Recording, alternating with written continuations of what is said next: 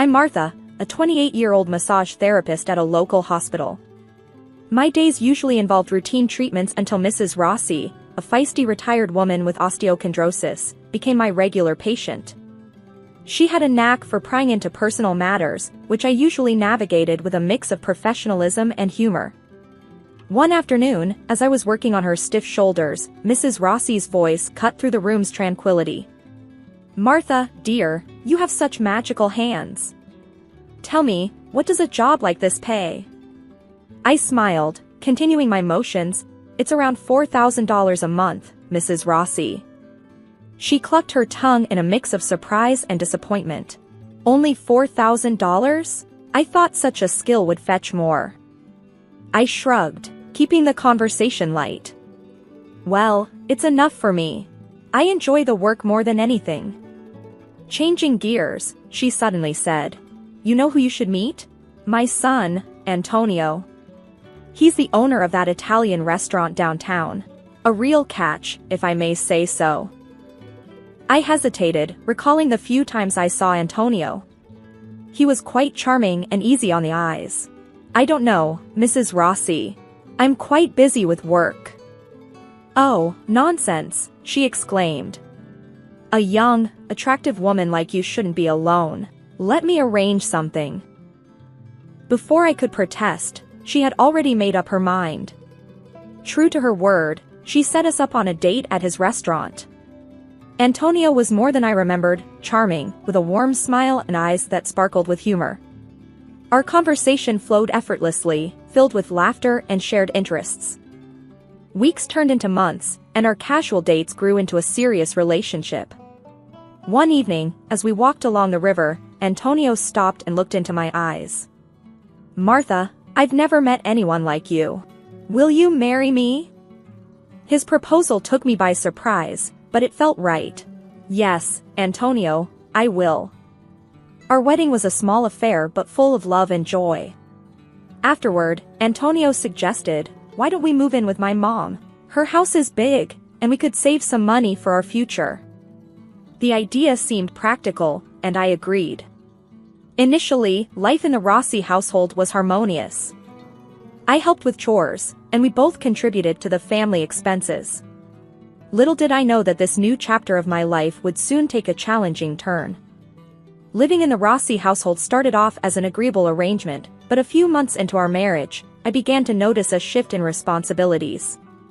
It was gradual at first, but soon, the burden of household chores fell almost entirely on my shoulders.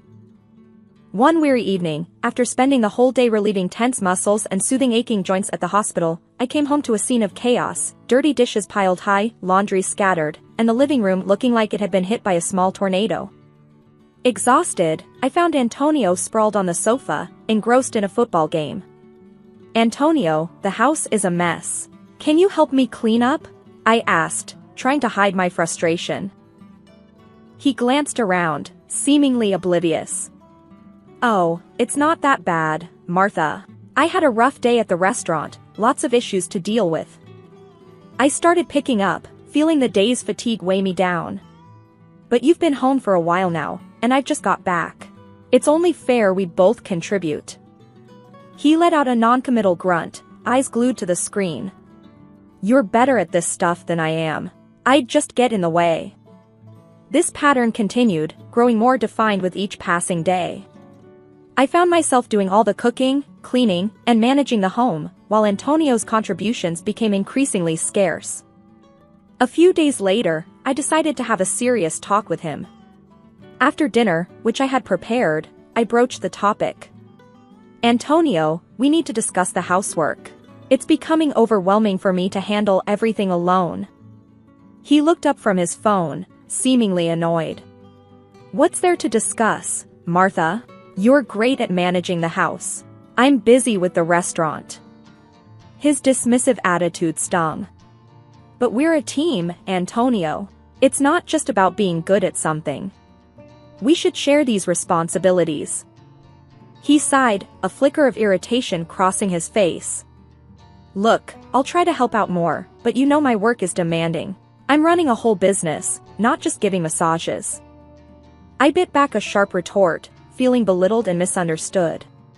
It's not about comparing jobs, Antonio. It's about supporting each other.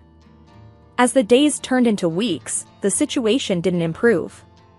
Antonio's promises to help more around the house remained unfulfilled. I found myself spending my few free hours doing household chores, feeling more like a housekeeper than his wife.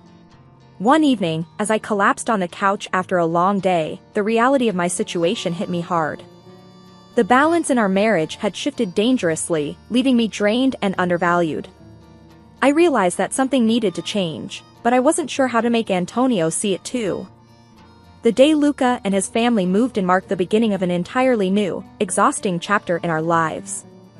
Antonio broke the news to me nonchalantly, as if it was a minor change. "Martha, Luca lost his job. They can't pay rent, so they'll stay with us for a while," he explained, while I was setting the table for dinner. I stopped in my tracks, the plates in my hands feeling heavier. "For how long, Antonio? Our house isn't that big, and I'm already stretched thin." He shrugged, not meeting my eyes. "Just for a bit, until Luca finds a new job. It's family, Martha. We can't turn them away." Their arrival turned our already bustling household upside down. Anna, Luca's wife, seemed more interested in her social media than in managing her children or helping around the house.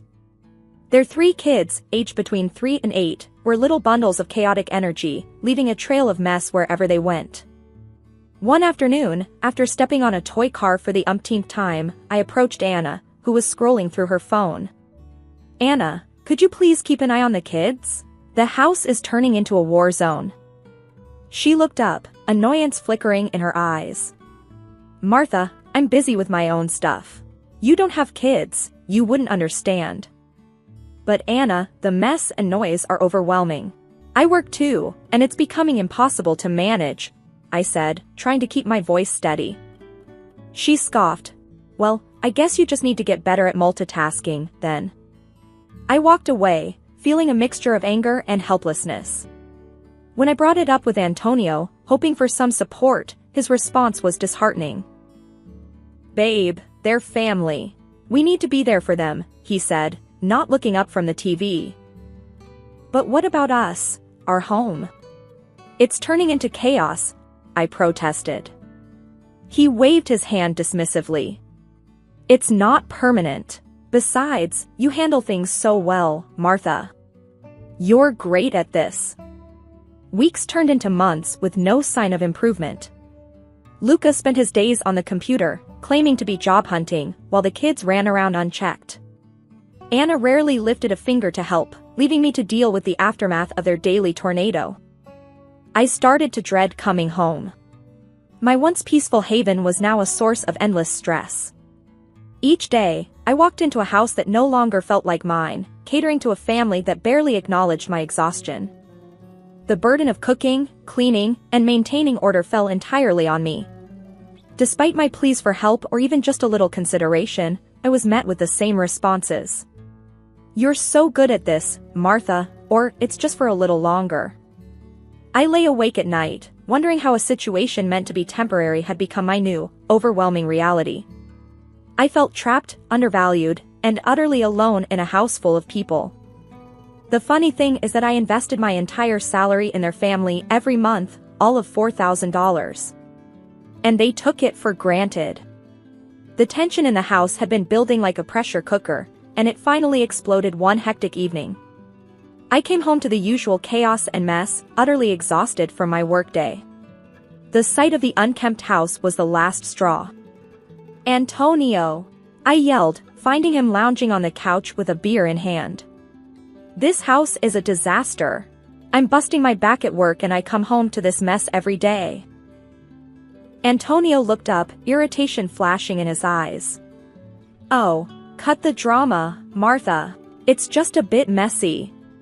You're acting like it's the end of the world." I couldn't contain my frustration. "A bit messy? Look around. It's like a pigsty and I'm the only one cleaning it up." That's when he lost it. He stood up abruptly, towering over me. "Lazy?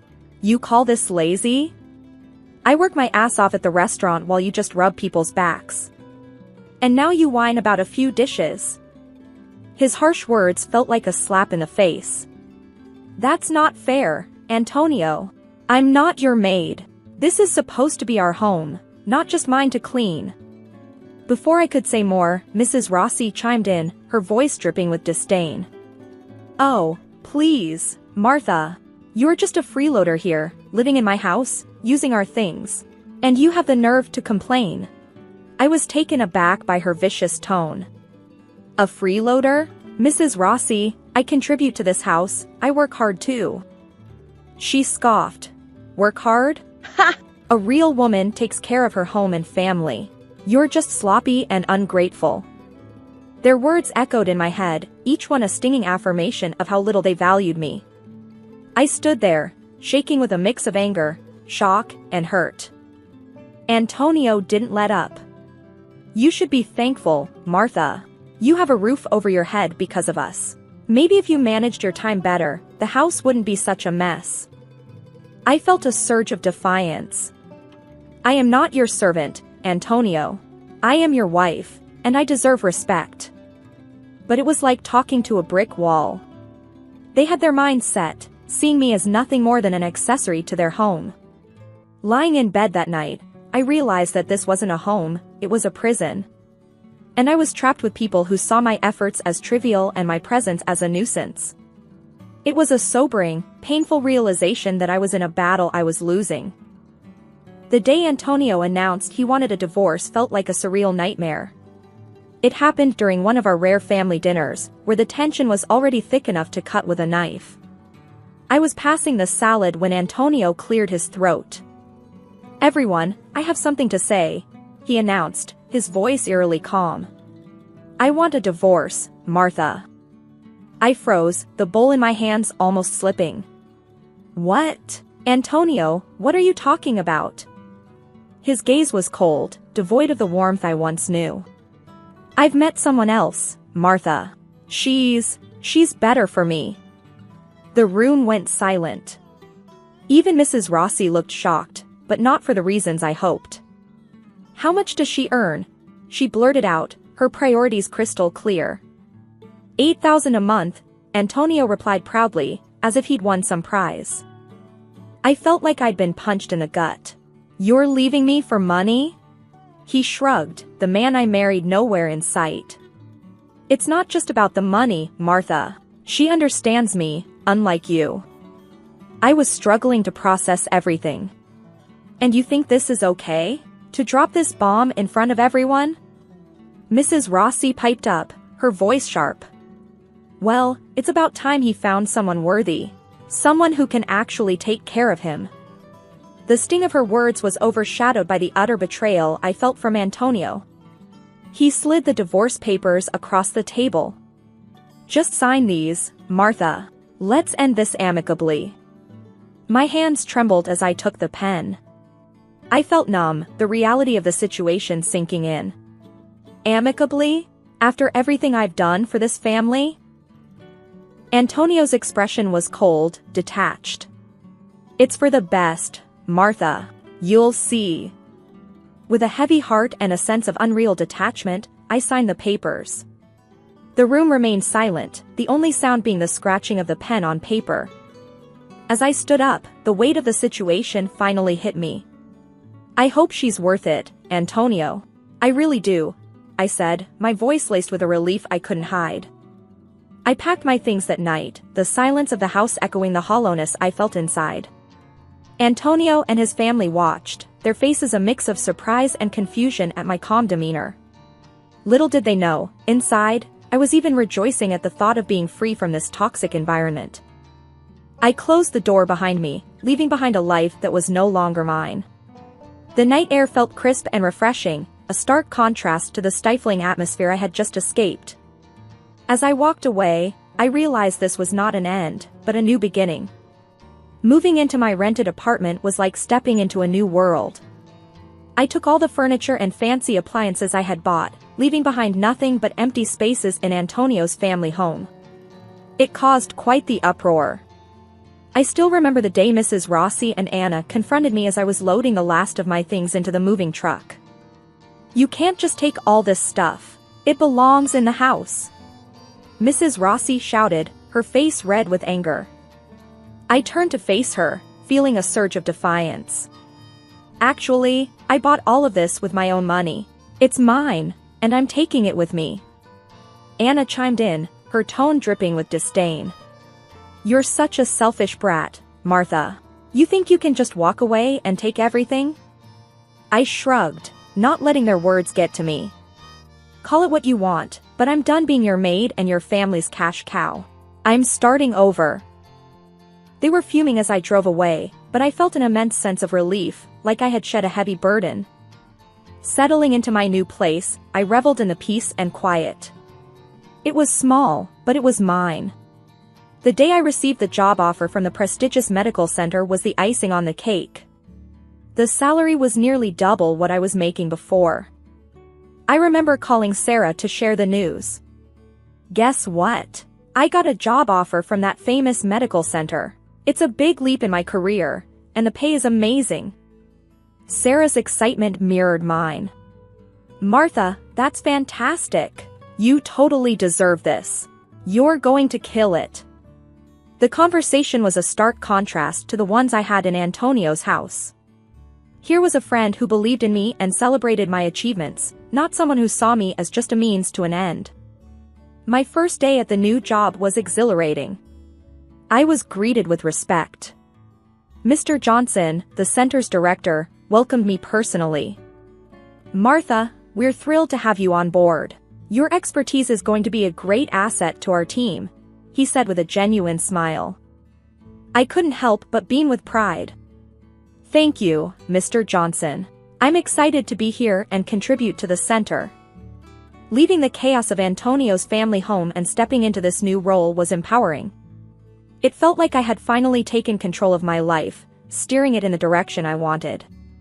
The days of being undervalued and overburdened were behind me. Now, I was recognized for my worth, both professionally and personally. That night, as I sat in my quiet living room, sipping a cup of tea, I felt a profound sense of peace. The struggles and hardships had led me to this moment, and I was grateful for the journey. For the first time in a long while, I was genuinely excited about what the future held. It was a regular evening in my new life when I heard a forceful knock on my door. I opened it to find my ex-mother-in-law, Mrs. Rossi, standing there with an expression that reeked of desperation and frustration. What do you want, Mrs. Rossi? I asked, not hiding my annoyance. She barged in, her voice laced with urgency. Martha, you need to come back. Antonio's restaurant is tanking. We're drowning in debt. I couldn't help but snort. Come back? After the way you all treated me? You've got some nerve. She glared at me. You're part of this family. It's your responsibility to help us out. I crossed my arms, feeling a surge of defiance. My only responsibility is to myself. I'm not your family's ATM, Mrs. Rossi. She was seething. You ungrateful wench. You think you're too good for us now, huh? Sitting pretty in your fancy apartment? I shook my head, amused by her audacity. I'm not ungrateful. I'm just done being used. What happened to that woman Antonio left me for? Mrs. Rossi's face twisted in displeasure. That gold digger? She left him as soon as the money troubles started. Shows what she was really after. I burst into laughter, the irony too rich to ignore. Well, looks like karma really does come around. Her eyes narrowed. You think this is funny? We're struggling here, Martha. I leaned against the door frame, my resolve firm. Not my circus, not my monkeys anymore, Mrs. Rossi.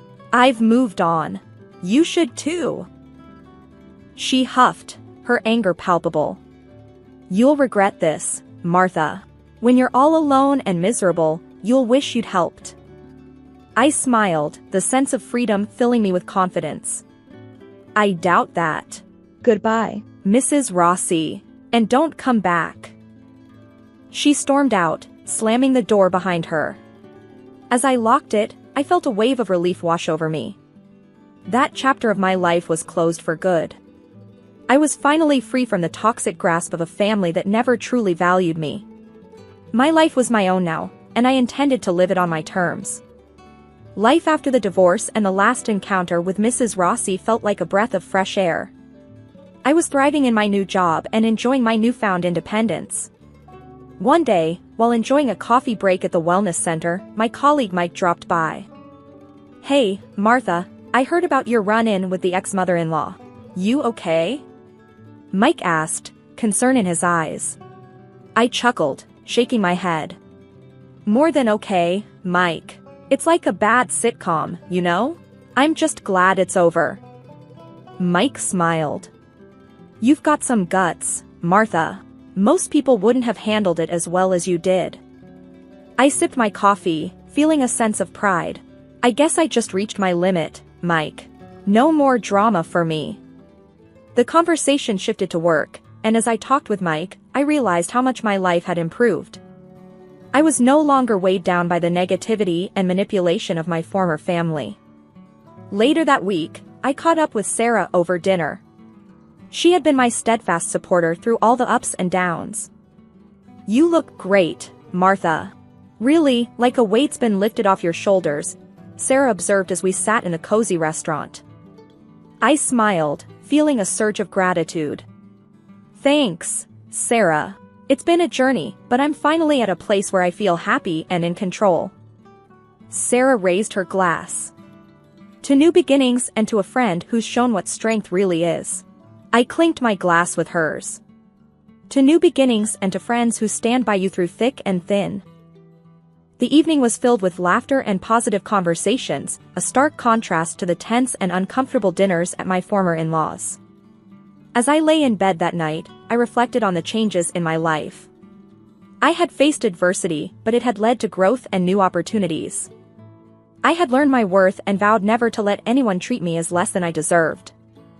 The following morning, I received a text from Antonio. It was short and seemed filled with regret. "I'm sorry for everything, Martha. I hope you can find it in your heart to forgive me." I stared at the message for a long moment. Forgiving Antonio wasn't about absolving him of his mistakes, it was about freeing myself from any lingering bitterness.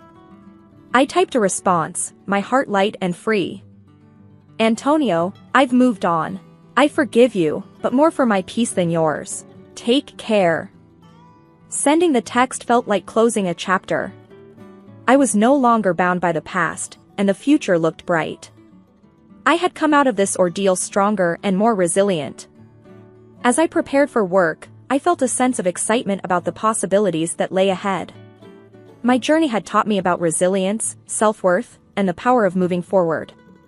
I was ready for whatever life had in store for me, and I knew that no matter what, I had the strength to face it head-on.